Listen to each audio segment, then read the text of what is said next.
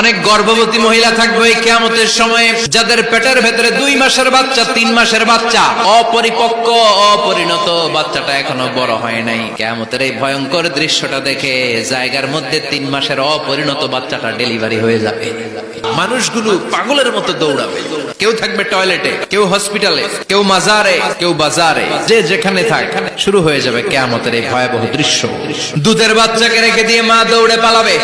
দুধের বাচ্চা রেখে মা কোথাও যায়, কিন্তু কিয়ামতের এই ঝাঁকুনির দৃশ্য দেখে আল কারিয়া আল মাল ওমা আদরাকা মাল, এই দৃশ্য দেখে দুধের বাচ্চারে রেখে মা দিবে দৌড়। পৃথিবীর যখন এরকম দৃশ্য, আল্লাহ তাআলা ইসরাফিলকে বলবেন, ইসরাফিল দ্বিতীয় ফুৎকার দে। ইসরাফিল প্রথম ফুৎকার দিয়ে জায়গা মতো এরকমই দাঁড়ায় থাকবে। আবার যখন গ্রিন সিগন্যাল পাবে মুহূর্তের মধ্যে আরেকটা ফু দিয়ে দিবে। ফু দেওয়ার সাথে সাথে পৃথিবীর সব মানুষগুলো মরে শেষ। কেউ থাকবে? থাকতে পারবো আমরা? থাকার জন্য আসছি।